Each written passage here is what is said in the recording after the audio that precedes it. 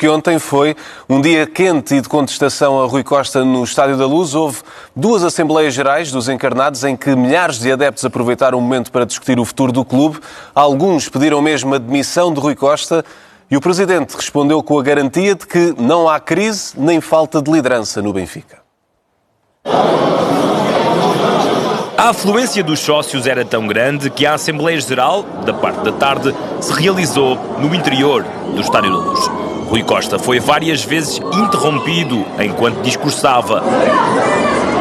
Ouviu assobios, apupos e até vários pedidos de demissão. Tenho assistido em silêncio a muitos ataques, mas não posso admitir que coloquem em causa a seriedade e o caráter de quem aqui está. Parece que no Benfica tudo está mal. Exigência e ambição sim, mas não nos podemos autodestruir. O clube precisa, na verdade, de três coisas.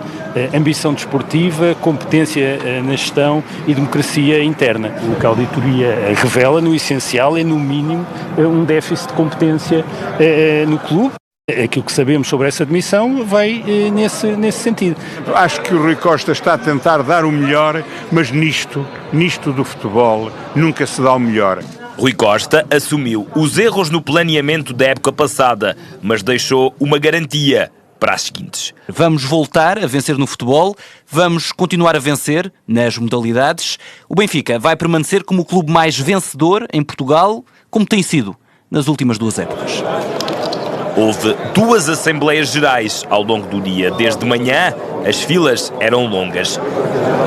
João Noronha Lopes, antigo candidato à presidência do Benfica, falou em ambas as Assembleias Gerais e foi sempre muito aplaudido.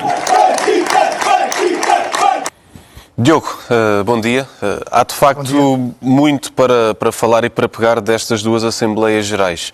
Mas vou começar com uma pergunta mais genérica. O que é que significa verdadeiramente, quer a afluência que aconteceu ontem, tanto que tiveram de ir para o Estádio da Luz, e como é que sai Rui Costa depois do dia de ontem no Estádio da Luz? Olha, bom dia. O Rui Costa não sei, porque eu acho que o Rui Costa vive uma realidade paralela à semelhança daquilo que eu dizia de Roger Schmidt, eu acho que o Rui Costa também.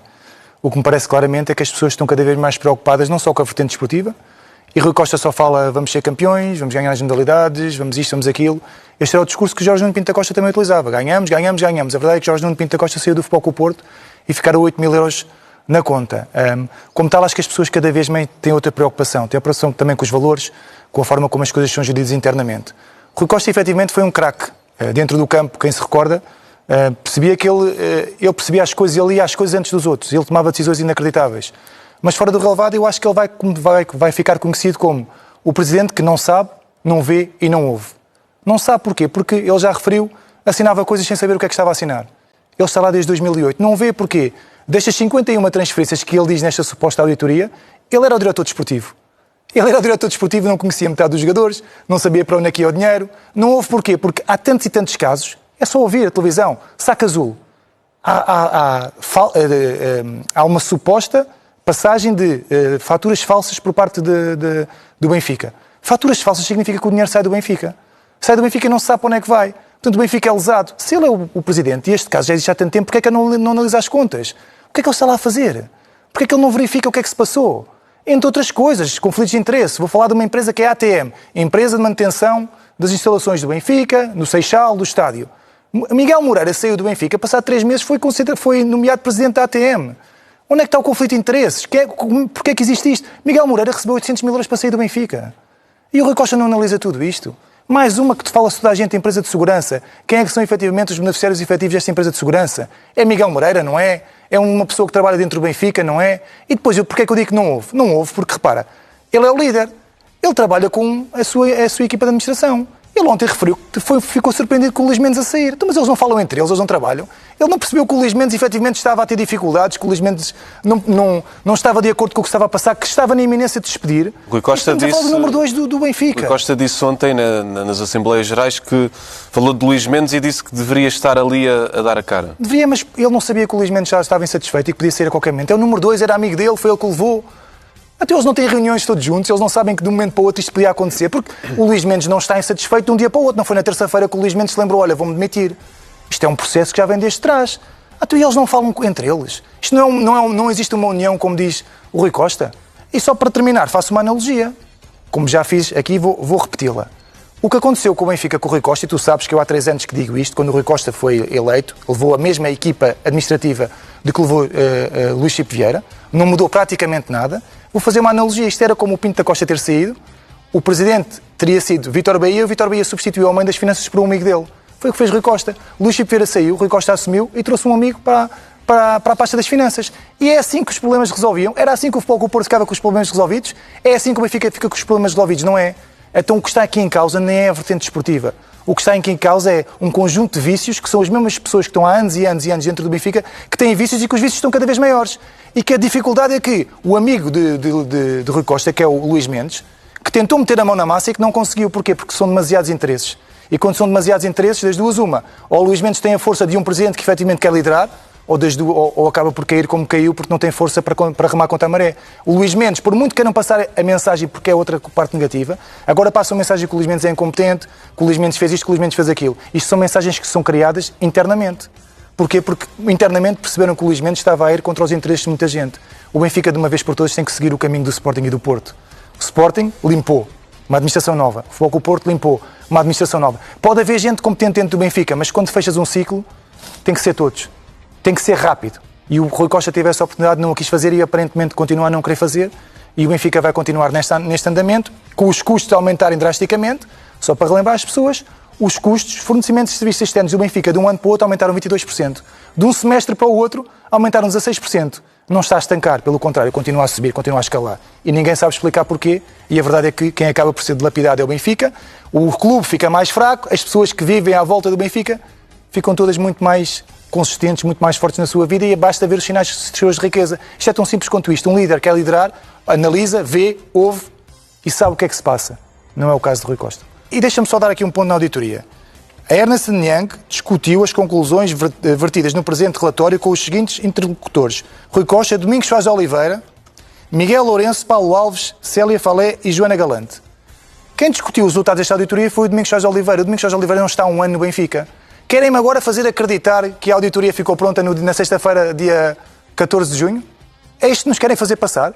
Então quem discutiu os resultados foi o Domingos Soares de Oliveira. E a Ernst & Young demorou um ano a concretizar o documento de 216 páginas e ele saiu mesmo no dia 14 de junho, no dia antes das Assembleias. É isto que é transparência.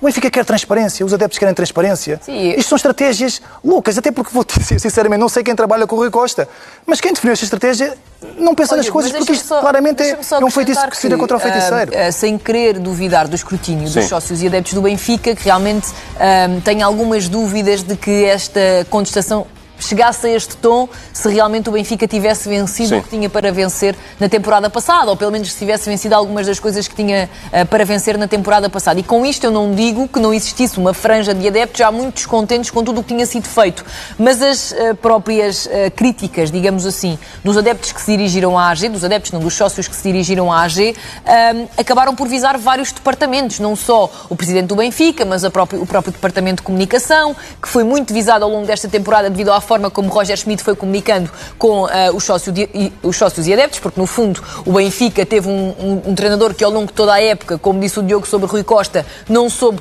nem ver, nem ouvir, nem ter um mínimo de conhecimento da forma exibicional como a equipa se apresentava. Portanto, tudo isto eu acho que ajudou muito para que este ambiente, ou seja, tudo o que se passou dentro de campo e fora dele, nomeadamente nas flashes e nas conferências de Roger Schmidt, acho que ajudou muito a que este ambiente se acentuasse. Com isto não estou a dizer que o ambiente não pudesse já estar algo...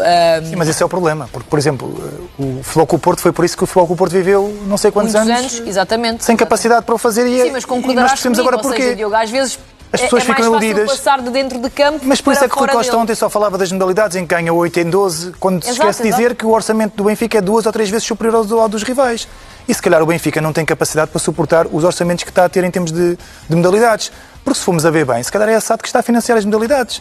É uma questão de olharem para os relatórios e contas e perceberem porque é que os fornecimentos de serviços externos são tão altos. É uma questão de analisarem.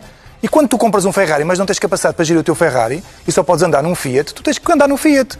Os adeptos o que querem é que venças de acordo com as tuas potencialidades. Não podes estar acima das tuas possibilidades e ganhar e demonstrares, não, o importante é ganhar. Não, o importante não é ganhar. O importante é ganhar dentro das suas limitações. Mas concordamos que quando há vitórias claro, fica mais isso, fácil para as estruturas taparem o sol com a peneira. É o populismo, mas o problema é o populismo. Mas o problema é quando vais ficando cada vez mais frágil. Isto não tem nada a ver só com os adeptos do Benfica. Não, com todos. Foi o que aconteceu com o Futebol Clube do Porto.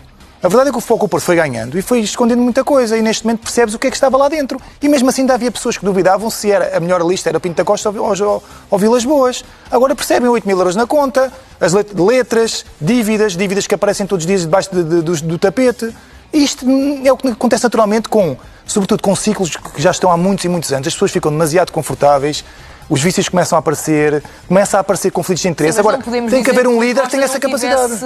Aqui a oportunidade de tentar romper com esses vícios. Lá está. Eu acho que o facto de Rui Costa ter pertencido a uma equipa que realmente saiu muito beliscada da luz não significava à partida e logo que não se pudesse desmarcar dessas situações que existiram. Eu acho que ele não se soube desmarcar, que são coisas diferentes. Não só porque levou a mesma administração. A partir do momento em que ele leva a mesma equipa, como é que ele se vai demarcar tudo isto? Não consegue.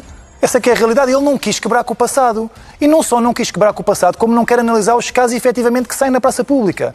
Porque o que está em causa é a credibilidade e a marca Benfica. Quando dizem que há um saco azul, que o fisco vai ser julgado porque houve infração fiscal, a verdade é que não só houve infração fiscal, como o dinheiro desapareceu do Benfica. E se o dinheiro desapareceu do Benfica, alguém foi lesado, foi o clube. E se o clube foi lesado, tu tens que ir à procura de quem é que foi o responsável. E como Presidente, qual é a tua primeira medida? Não vais analisar 50 transferências.